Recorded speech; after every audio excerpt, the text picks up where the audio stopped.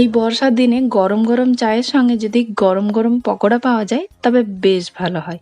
তার সঙ্গে যদি পকোড়াটা একটু চটপটা হয়, মানে টক ঝাল মিষ্টি, তবে তো আর কোনো কথাই নেই। তাই আজকে আমি একেবারে নতুন ধরনের একটা পকোড়া তৈরি করতে চলেছি, রসগোল্লার চটপটা পকোড়া। তবে চলুন আর দেরি না করে ঝটপট দেখে নেওয়া যাক আমি কিভাবে রসগোল্লার পকোড়াটা তৈরি করব। এখানে আমি বড় সাইজের 5 পিস রসগোল্লা নিয়েছি।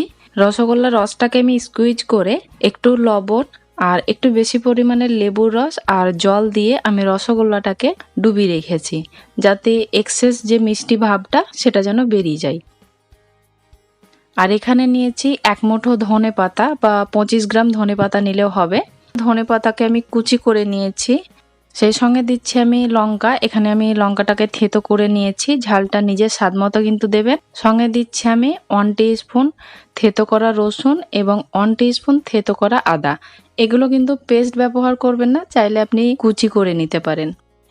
1/4 টিস্পুন শুকনো খোলায় ভাজা জিরের গুঁড়ো। আর দিচ্ছি আমি এখানে 1 টিস্পুন তেঁতুলের পাল্প। আপনাদের তেঁতুলের পাল্পটা কতটা টক সেই হিসাবে কিন্তু আপনারা একটু কম বেশি করে নেবেন।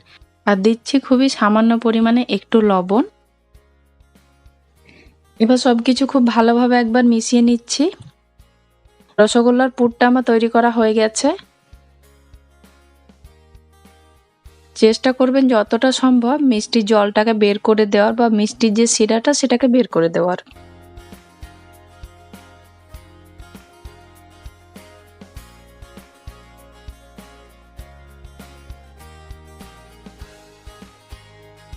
এই যে খুবই সহজ ব্যাপার, জাস্ট মিষ্টিটাকে আমি কেটে এই পুরটা অল্প একটু ভরে দিচ্ছি, কারণ এটা যেহেতু মিষ্টি মাঝখানে তো আর ফাঁকা অংশ নেই, তাই বেশি পুরের প্রয়োজন হয় না, খুবই অল্প পরিমাণেই লাগে।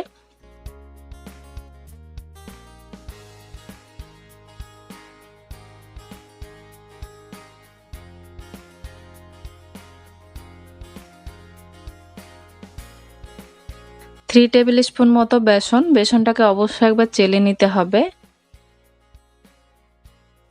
সঙ্গে আমি দিলাম 1/2 টিস্পুন আদা রসুনের পেস্ট, স্বাদ মতো লবণ, অল্প একটু দিয়েছি কালো জিরে। কালো জিরেটা চাইলে আপনি স্কিপ করতে পারেন।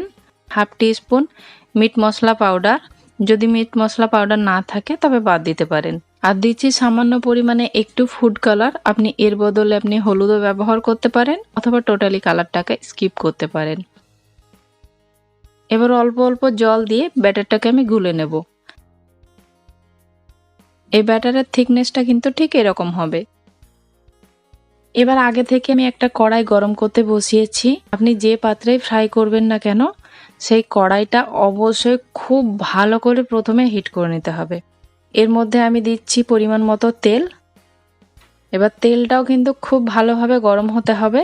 তেলটা ভালোভাবে গরম হয়ে গেলে রসগোল্লাগুলো বেসনের গুলোয় ডুবিয়ে আমি একে একে ছেড়ে দিচ্ছি। একটু সাবধানে ছাড়বেন যেহেতু তেলটা খুব গরম আছে। আর প্রথম অবস্থাতে বারবার নাড়াচাড়া করার কোনো প্রয়োজন নেই। এক সাইড হয়ে এলে তারপর এটাকে টার্ন করে নেবেন। তো বেশ কিছুক্ষণ হয়ে গেছে, আমি অলরেডি এক সাইড টার্ন করে নিয়েছি। আর দেখতে পাচ্ছেন বেশ কিন্তু কালারটা চেঞ্জ হয়ে এসেছে। তবে আমি এটা এখন তুলব না, আর একটু ফ্রাই করে নেব। আপনারা অবশ্যই নিজেদের পছন্দ মতো কালার করে এটাকে ফ্রাই করে নেবেন। তো আমার পকোড়াগুলো ভাজা হয়ে গেছে। আমি সব পকোড়াগুলোকে এখন তেল থেকে তুলে নিচ্ছি, আর বাকি একটা বেঁচে আছে সেটাকেও ভেজে নিচ্ছি। চাইলে আপনি এখানে ধনেপাতা এবং কাঁচা লঙ্কার চাটনিটাও ব্যবহার করতে পারেন। আর আমি জাস্ট এটাকে একটু তেঁতুলের পাল্প দিয়ে পরিবেশন করছি। সবই তো হলো, এবার আপনাদের আমি একটু পকোড়াটা কেটে দেখাই কেমন হয়েছে। এই পকোড়াটা ভেতর থেকে একটু জুসি থাকবে, সফট থাকবে। এই পকোড়াটা কিন্তু বেশিক্ষণ আপনার ক্রিস্পি থাকবে না, খুব তাড়াতাড়ি নরম হয়ে যাবে যেহেতু ভেতরটা জুসি আছে। এবার কিন্তু আমার কাজ শেষ।